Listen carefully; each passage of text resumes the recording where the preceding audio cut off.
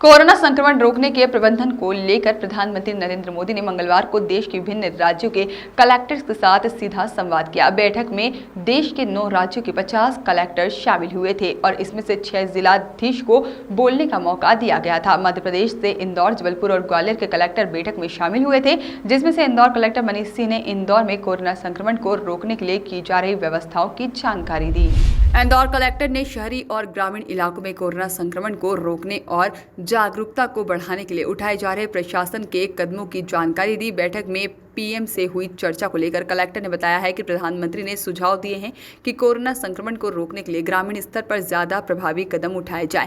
जीते हारे सभी दलों के लिए कार्यकर्ताओं को कमेटियों में शामिल किया जाए और साथ ही में वैक्सीनेशन को प्रभावी तरीके से लागू करने के लिए व्यवस्था हो। साथ ही में वहीं पर यह विशेष तौर पर ध्यान रखा जाए कि किसी भी स्थिति में वैक्सीनेशन का नुकसान भी ना होना चाहिए और एक डोज जनता के लिए बहुत जरूरी है, लिहाजा वैक्सीन बर्बाद नहीं होनी चाहिए। जिसमें बैठक में मुख्यमंत्री शिवराज सिंह चौहान भी शामिल हुए और मुख्यमंत्री ने पिछले दिनों जिन जिन अभियानों की शुरुआत की है उन्हें लेकर भी बैठक में जानकारी दी गई। रोल करें सर, आज पीएम ने सीधा संवाद किया है कुछ जिलों के कलेक्टरों के साथ, किस तरह का संवाद था और क्या आपकी ओर से भी कुछ बातें कही गई?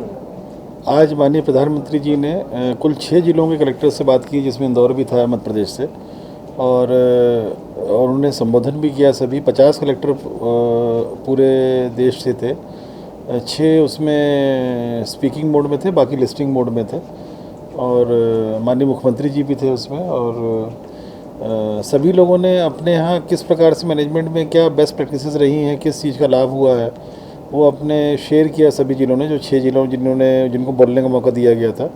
इंदौर में भी जो माननीय मुख्यमंत्री जी के निर्देश पे क्राइसिस मैनेजमेंट समितियां बनाई गई हैं, चाहे जिला स्तर पे हो, चाहे ब्लॉक स्तर पे हो, चाहे गांव या वार्ड स्तर पे हो, इससे क्या लाभ मिल रहा है, निर्णय डिसीजन मेकिंग में किस प्रकार से जनता की भागीदारी हो रही है और किस प्रकार से गाँव को मैनेज किया जा रहा है, ये सब चीज़ों को बताया गया। यहाँ का जो आईएमए के इंडियन मेडिकल एसोसिएशन की जो इंदौर इकाई के सहयोग से पिछले 1 साल से कोविड टास्क फोर्स डॉक्टर्स की सपोर्ट कर रही है जिला प्रशासन को और डिस्ट्रिक्ट क्राइसिस मैनेजमेंट समिति को, उसके बारे में माननीय प्रधानमंत्री जी को अवगत कराया, जो मैंने बतलाया था उसमें। और होम आइसोलेशन ऐप, योग से निरोग का जो माननीय मुख्यमंत्री जी का कार्यक्रम है, मैं कोरोना वॉलंटियर्स का कैसे सहयोग मिल रहा है इन क्राइसिस मैनेजमेंट समिति जो वार्ड की गाँव की हैं, कोविड केयर सेंटर का जो नेटवर्क बनाया गया है जन सहयोग से, और शहर और ग्रामीण को किस तरह से मैनेज किया जा रहा है, किस प्रकार की एक्टिविटीज़ जारी हैं, किस प्रकार की एक्टिविटीज़ बंद हैं, और जनता की सहभागिता का मुख्य तौर पे था यहाँ पर। और बफे माननीय प्रधानमंत्री जी ने पूरा गाइड किया सभी अधिकारियों को किन किन चीज़ों पर ध्यान देना है, जो प्रमुख कोविड प्रबंधन में आवश्यक रहती हैं, किस प्रकार से जनता की सहभागिता लेनी है, जनप्रतिनिधियों का सपोर्ट लेना है, ये भी माननीय प्रधानमंत्री जी ने बोला। और ये इंस्ट्रक्शन था इसके लिए आज। हाँ, वैक्सीनेशन को लेके भी बोला गया है कि वैक्सीनेशन वेस्टेज नहीं हो, ये माननीय प्रधानमंत्री जी ने बोला है कि जो वेस्टेज बिल्कुल नहीं होना चाहिए। हर एक डोज की वैल्यू है और उसको सही तरीके से जो वैक्सीनेटर्स हैं उसको बहुत संभल के सतर्कतापूर्वक लगाएं उसको, ताकि उसका किसी प्रकार का वेस्टेज नहीं हो उसमें। सर, जिस तरीके से उन्होंने एक आह्वान किया है कि मेरा जिला कोरोना मुक्त, हम इस दिशा में पहले अभी 31 मई तक तो अभी ये जनता कर्फ्यू चल रहा है। इस पर राज्य शासन जो निर्णय लेगा, उस पर से जिला क्राइसिस मैनेजमेंट समिति जो निर्णय लेगी, फिर उसके बाद विचार किया जाएगा। फंगल इन्फेक्शन की दवाइयाँ आ रही हैं, जो भी केसेस आ रहे हैं उनकी संख्या डेली ली जा रही है हम लोगों से, और गवर्नमेंट ऑफ इंडिया से रिलीज़ होकर आ रही हैं। अभी भी डीन मेडिकल कॉलेज के कंट्रोल में दवाइयाँ हैं फंगल इन्फेक्शन की, और संभाग आयुक्त महोदय उसको नियंत्रित कर रहे हैं। उसको गवर्नमेंट से जो भी दवाइयाँ आती हैं वो मेडिकल कॉलेज में आती हैं। मेडिकल कॉलेज जो समिति है उसके अध्यक्ष माननीय संभाग आयुक्त महोदय रहते हैं। तो टॉसी भी गवर्नमेंट सप्लाई से आई हैं, फंगल वाली भी आई हैं। इसमें प्रक्रिया ये रहती है कि पेशेंट के रिलेटिव को अस्पताल से रिपोर्ट देनी पड़ती है डीन मेडिकल कॉलेज को, वहाँ परीक्षण करती है एक समिति मेडिकल लाइन्स पे, और उसके बाद फिर संभाग आयुक्त महोदय के अप्रूवल से रिलीज़ होती हैं वो।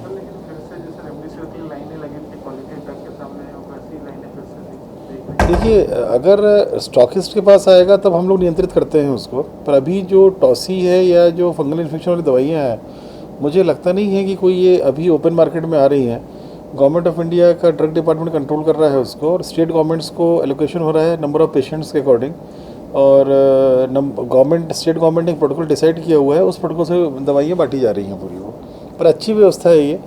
पहले जब टॉसी, हर कोई डॉक्टर टॉसी रेफ़र करता था, जब टॉसी का पूरा मेडिकल परीक्षण डीन साहब ने, उनकी टीम ने करना शुरू किया, तो उस पर भी काफ़ी नियंत्रण आया है उसमें, कि एक्चुअल केसेस में ही रेफरेंस आ रहे थे अस्पतालों से, और इसी प्रकार की व्यवस्था फंगल इन्फेक्शन की दवाइयों के लिए भी की गई है। सर पीएम महोदय ने लेकिन क्या कुछ नया और ऐड हम कर सकते हैं इसमें, मेरा जिला कोरोना मुक्त? मेरा गांव कोरोना मुक्त का उन्होंने मुख्य तौर पे ये बोला था, क्योंकि गांव में चूँकि जा रहा है, और पिछले 15 दिनों से हम लोग गांव ग्रामीण क्षेत्र में ही मेन फोकस कर रहे हैं, क्योंकि शहर में धीरे धीरे काफ़ी कम हो गया है। और उसके बारे में ज़रूर उन्होंने पूरा बोला कि स्थानीय परिस्थितियों के अनुसार स्थानीय लोगों को इन्वॉल्व करते हुए, जीते हारे सभी दलों के लोगों को इन्वॉल्व किया जाए इसमें, और उन्हीं पॉइंट्स पर उन्होंने गाइडेंस दिया है मुख्य तौर पर। इंदौर स्थिति पहले से बहुत बेहतर है, पर सख्ती निरंतर जारी रहेगी अभी, और काफ़ी इम्प्रूवमेंट हुआ है, बहुत इम्प्रूवमेंट है, 50% से ज़्यादा इम्प्रूवमेंट है अभी। सर जिस तरीके से रिलैक्स हम फील महसूस कर रहे हैं, जो शहर स्तर पे या जो ग्रामीण स्तर पे जो सर्वे चल रहा है, उन सर्वे में जो गांव की टोलियां या गांव के जो जनता वॉलंटियर्स हैं वो उसमें सपोर्ट कर रहे हैं, उससे एक्चुअल आइडेंटिफिकेशन हो रहा है संभावित मरीजों का, और उनका सैम्पलिंग और टेस्टिंग भी हो रही है। यही कारण है कि टेस्टिंग की संख्या बहुत ज़्यादा है इंदौर में, 9,500-10 हज़ार करीब हो रही है, 9 से 10 हज़ार करीब। अच्छी सैम्पलिंग संख्या ठीक है ये।